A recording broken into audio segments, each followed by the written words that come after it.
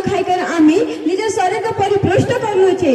हाय आज आम नृत्य के देखी तार शरीर में सब दहली जाइसी है कौन है बोला? अरे अमर माँ उमर गाँव और माटी माँ।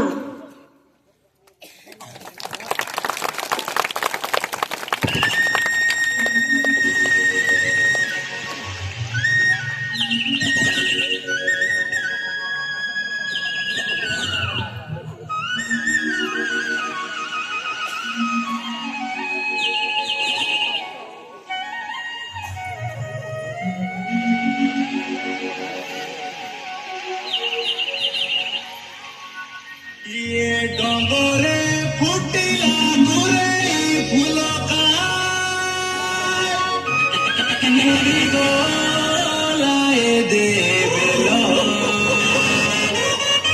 आजी गला नानी मोहुरी ढोलका खेलु साई लड़ी खेलो ए मोरो बाली पुलो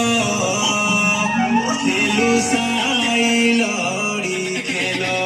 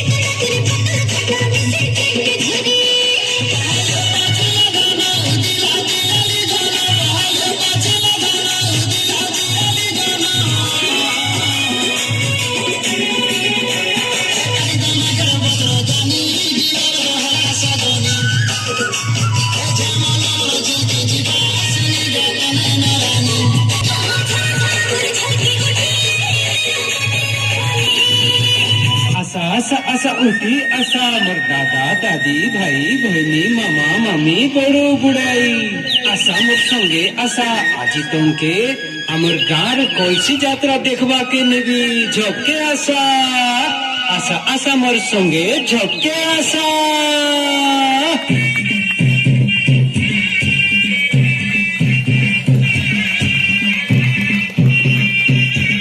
जोरदार ताली बजाओ समझते बहुत बढ़िया।